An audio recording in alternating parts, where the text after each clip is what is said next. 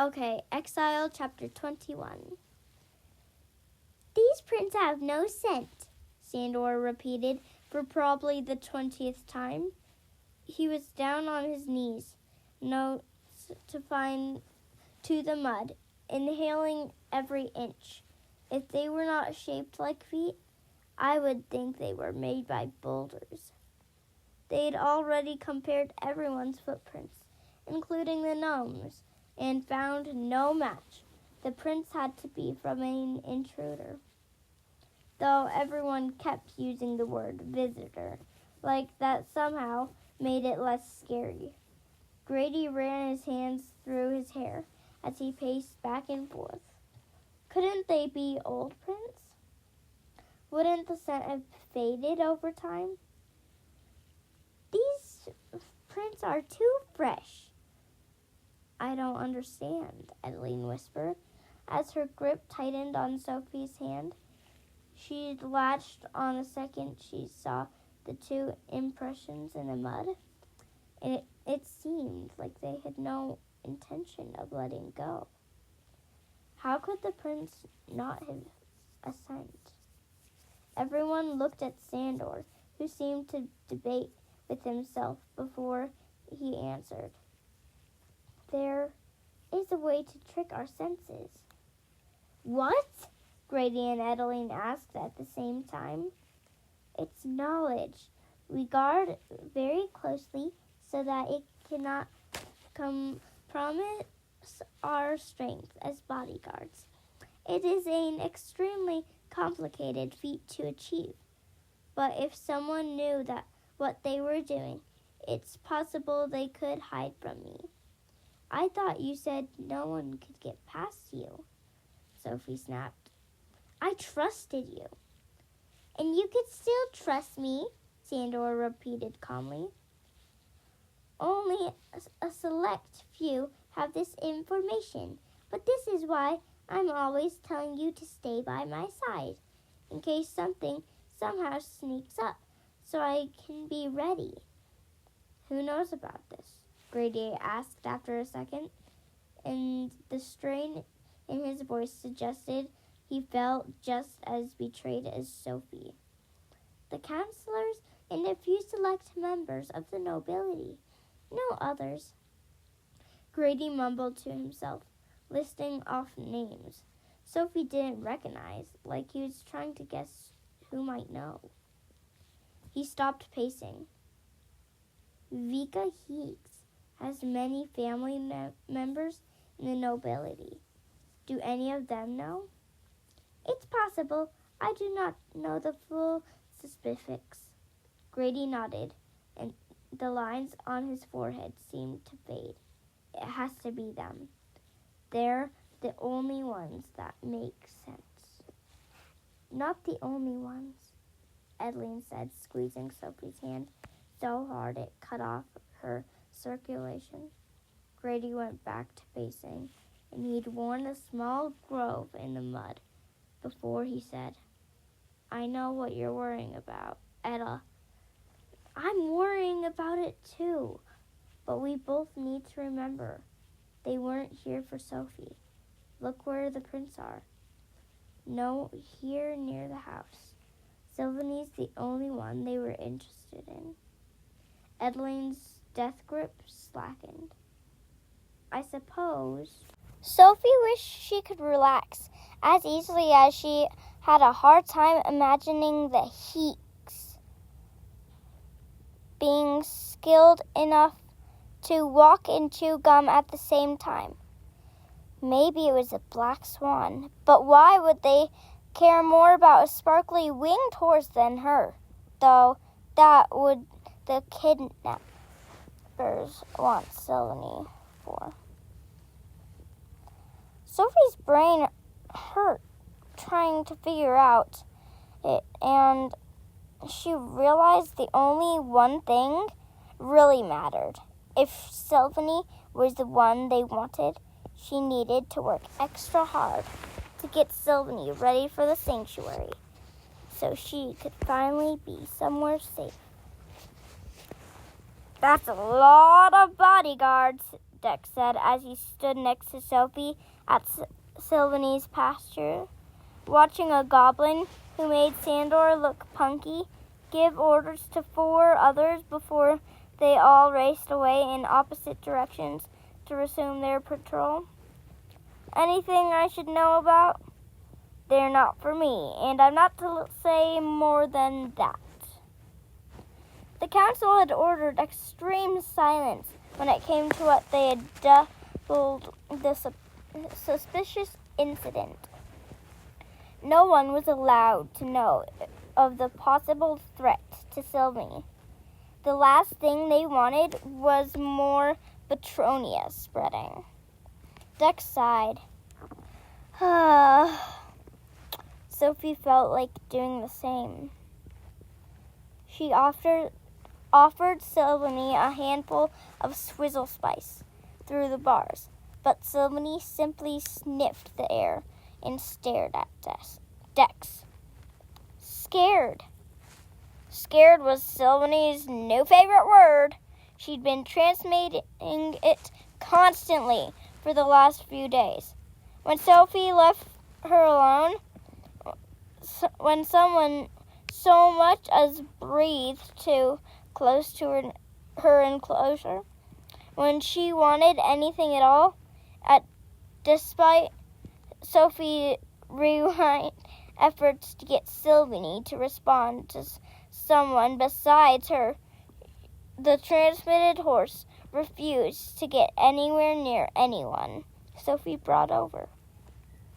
Sylvany even panicked around other animals, especially Iggy, though it hadn't helped that the mischievous imp decided to launch one of his toxics, Iggy farts, into Sylvany's face when Sophie introduced them. Sylvany had gagged for about 10 minutes, and Sophie couldn't blame her. At least it had been all quiet on the alicorn front since the extra goblins arrived. Not so much as a bent blade of grass had been found on the grounds for the last 3 days. Sorry I haven't been around this week, Dex mumbled, fidgeting with the silver band on his wrist. It was the Disneyland watch Sophie had given him at the end of Matrons last year. My parents need me to help out at the store. You don't have to be sorry, Sophie said, feeling bad that she hadn't noticed. Thanks to Sylvany and her nightmares. Sophie had barely slept, and the exhaustion was starting to get her. She'd even started to consider asking Alden for an extremely mild sedative, but she was afraid he might want to examine her. And after her talk with Fitz, she was afraid of what he might find. It was easier not to know, at least for right now, when she had so much to deal with.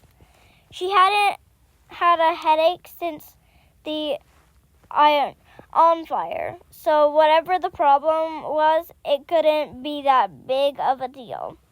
She'd look into it later. But I like coming here, Dex said, interrupting her thoughts. His ears turned red, and he added quickly, It's nice to get a break from my parents. They've been a lot more annoying ever since. He glanced toward the cliffside gate. Sophie felt a knot form in her throat. I knew I'd find you hard at work on your assignment, Alden said as he appeared behind them. Sorry, I know I come unannounced. I have sort of a last minute. His voice trailed off as Sylvany flapped her wings and took off to circle her enclosure. Such an incredible creature, Alden breathed. Incredibly annoying was more like it. Sort of a last minute, Sophie prompted. Yes, right. Sorry, a last-minute assignment. He glanced at Dex. I'm sorry, Dex. I need to discuss something classified with Sophie. Oh, he turned to Sophie. Should I go? She nodded, and Dex reached for the home crystal hanging from his neck. Wait, is this about the kidnappers? Because I think I deserve to know what's going on with that too. Alden smiled, though it was a sad smile. You definitely do, Dex. And I'm hoping I'll have some new information for both of you soon. But this is a special assignment from the council that I need Sophie's help with. There was a strained tone in his voice that made Sophie tug out an eyelash. Dex must have noticed, too, because he asked, Is it dangerous? Dangerous isn't the right word. What is the right word? Sophie asked. Alden didn't look at either of them, as he said, difficult. The word felt like ice, but when Dex asked Sophie if she would be okay, she nodded. Alden would never let anything bad happen to her. I guess I'll see you at the opening ceremonies tomorrow then, Dex asked. Of course you will, Alden answered for her. And thank you, Dex. I trust you'll keep the fact that I was here to yourself? Yeah, sure. He hesitated as he held up his crystal, but Sophie smiled and mouthed that she'd be okay. He nodded and stepped into the light, leaving her alone with Alden. So, what's the assignment?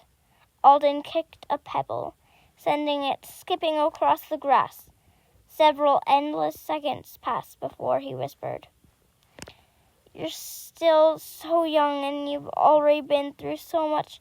I hate that I have to ask this of you.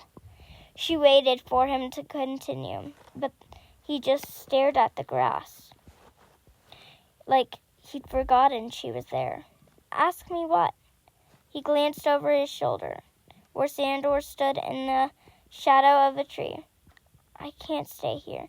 No one is allowed to know where we're going. Sandor's not going to like that. I'll take care of him.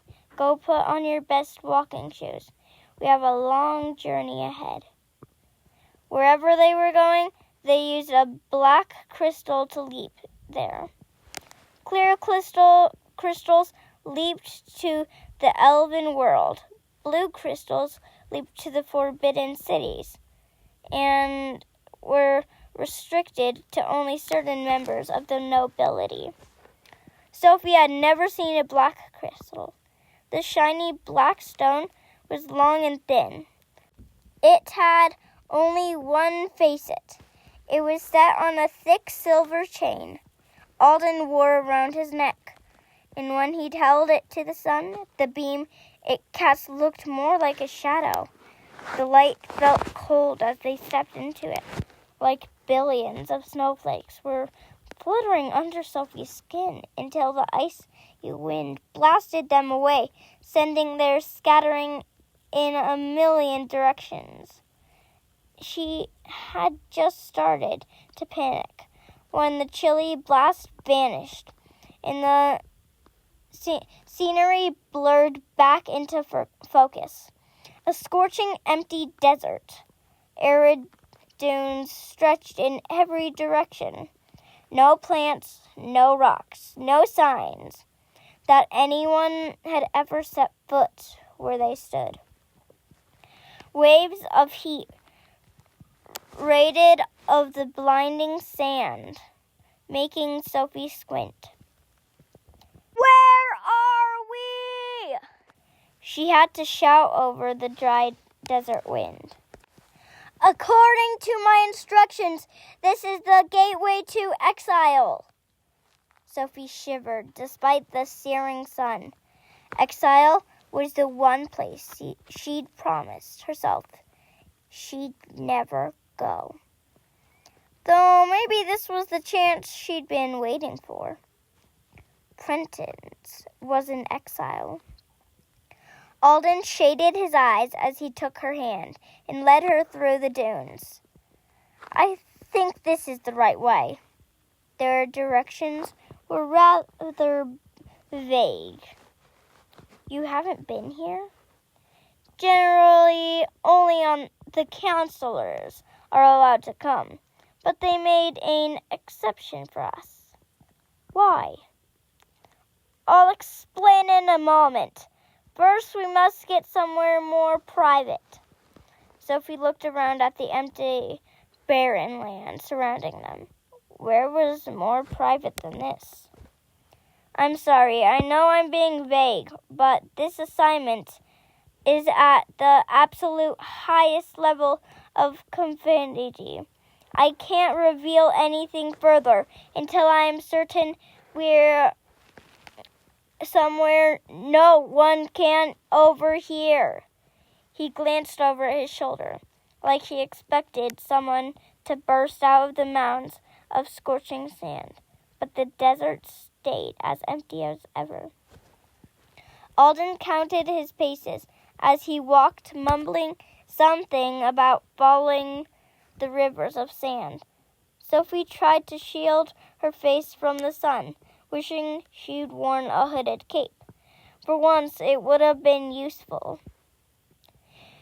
This has to be it, Alden said, pausing at a circle of sand surrounded by low dunes. I've been told the next part of our journey is going to be rather unpleasant. All I know is that we need to ignore our instincts and just trust the trap. What does that mean? Just don't fight against the pull and make sure you hold your breath and keep your eyes closed. You ready? Not really, he smiled. I know what you mean.